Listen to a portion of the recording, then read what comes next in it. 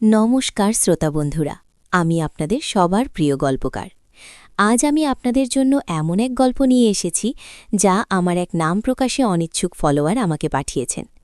এটি এমন এক কাহিনী যা সমাজের তথাকথিত নিয়মকানুনের বাইরে, যেখানে ভালোবাসা আর আকাঙ্ক্ষার টানাপোড়েন এক গভীর অনুভূতির জন্ম দেয়।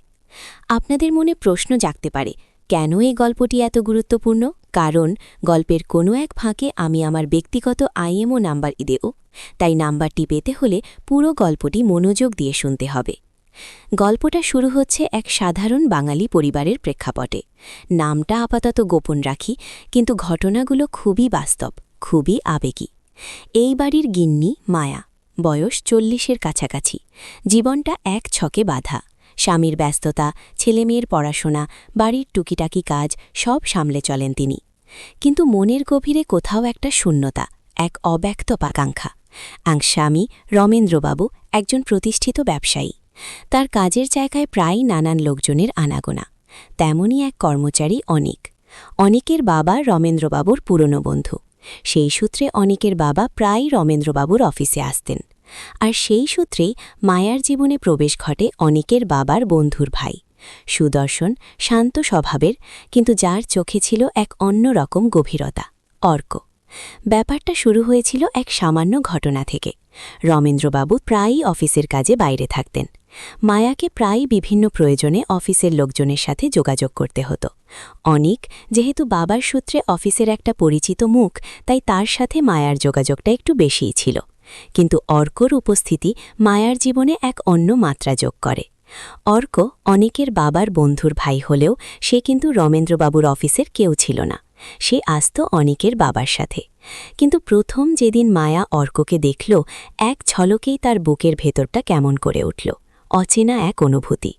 অর্কর শান্ত সৌম্য চেহারা, গভীর চোখ আর কথাবার্তার মধ্যে এক ধরনের সম্ভ্রম, সব মিলিয়ে মায়ার মনে এক অজানা দোলাচল সৃষ্টি হল। তখন মায়ার বয়স প্রায় 37-38। 2 ছেলেমেয়ে বড় হচ্ছে, স্বামীও নিজের জগতেই ব্যস্ত। মায়ার জীবনে প্রেমের অধ্যায় অনেক আগেই শেষ হয়ে গিয়েছিল, কেবল সাংসারিক দায়িত্ব পালনের মধ্যেই তার জীবন সীমাবদ্ধ ছিল। কিন্তু অর্কর আগমন যেন সেই পুরনো ঘাস জমিতে নতুন ঘাস গজানোর মতো। অর্ক তার বাবার বন্ধুর ভাই হিসেবে রমেন্দ্রবাবুর অফিসে আসা যাওয়া করত। তার নিজেরও কিছু ব্যবসা ছিল, কিন্তু বাবার বন্ধুর বিপদে আপদে বা প্রয়োজনে সে রমেন্দ্রবাবুর পাশে দাঁড়াত। মায়া প্রথম দিকে অর্ককে শুধুই অনেকের বাবার পরিচিত একজন হিসেবেই দেখত। কিন্তু ধীরে ধীরে যখনই সে অর্ককে দেখত, তার হৃৎস্পন্দন বেড়ে যেত। অর্কর চোখেও কি মায়া সেই একই অনুভূতি দেখতে পেত? একদিন রমেন্দ্রবাবু অফিসের জরুরি কাজে দেশের বাইরে চলে গেলেন, প্রায় মাসখানেকের জন্য। মায়া একা বাড়ির সব দায়িত্ব সামলাচ্ছে। ছেলেমেয়েরা পড়াশোনার জন্য হোস্টেলে থাকত, তাই এই সময়টা মায়ার জন্য এক ধরনের একাকিত্ব নিয়ে আসত। সেদিন বিকেলে মায়া যখন বারান্দায় বসে একা চা খাচ্ছিল, তখন অর্ক এসে হাজির। রমেন্দ্রবাবুর এক জরুরি কাজে কিছু কাগজপত্র নিয়ে আসতে হবে, তাই অর্ককে বলা হয়েছিল মায়ার থেকে নিয়ে যেতে। দরজা খুলে অর্ককে দেখে মায়ার বুকের ভেতরটা ধুকফুক করে উঠল। অর্কর হাতে কিছু ফাইল, মুখে এক চিলতে হাসি। আসুন অর্কদা, মায়া শান্ত গলায় বলল, কিন্তু তার কণ্ঠস্বরে একটা কাঁপন ছিল। অর্কর চোখেও যেন একটু অন্যরকম আলো। ভালো আছেন মায়াদি? রমেন্দ্রবাবু কবে ফিরবেন? এখনও জানি না। আপনি কি একটু বসবেন? আমি চা করে দিচ্ছি। মায়া যখন চা বানাতে রান্নাঘরে গেল, অর্ক বারান্দার চেয়ারে বসে রইল। তার দৃষ্টি থরের এদিক ওদিক ঘুরছিল, কিন্তু তার আসল মনোযোগ কোথায় ছিল তা মায়া বুঝতে পারছিল। যখন মায়া চা নিয়ে এলো, তখন দুজনই চুপচাপ, কেবল চায়ের কাপে চামচ নাড়ার শব্দ। রমেন্দ্রবাবু যখন বাইরে থাকেন, তখন আপনার নিশ্চয়ই খুব অসুবিধা হয়? অর্ক হঠাৎ প্রশ্ন করল। মায়া একটু অবাক হল। হ্যাঁ, তা একটু হয়, তবে অভ্যস্ত হয়েছি। কিন্তু কিছু প্রয়োজন হলে? অর্ক কথাটা শেষ করল না, কেবল মায়ার চোখের দিকে তাকালো। সেই দৃষ্টিতে এমন কিছু ছিল যা মায়াকে অস্বস্তিতে ফেলল, আবার একই সাথে এক অদ্ভুত রোমাঞ্চ জাগাল। মায়া দ্রুত চোখ নামিয়ে নিল। না, তেমন কিছু হয়নি এখনো। সেই দিন অর্ক চলে যাওয়ার পর মায়ার মনে সারাক্ষণ অর্কর কথাই ঘুরতে লাগল। তার চোখের ভাষা, তার কথার মধ্যে লুকিয়ে থাকা অন্য মানে, সব যেন মায়াকে অস্থির করে তুলছিল। এই যে একটা নিষিদ্ধ আকর্ষণ, যা কোনোভাবেই কাম্য নয়, অথচ তাকে প্রবলভাবে টানছে, এই অনুভূতিটা মায়ার কাছে নতুন। এরপর থেকেই অর্ক প্রায় মায়ার বাড়িতে আসতে শুরু করল, কখনো রমেন্দ্রবাবুর কোনো কাজের সূত্র ধরে, কখনো বা এমনি।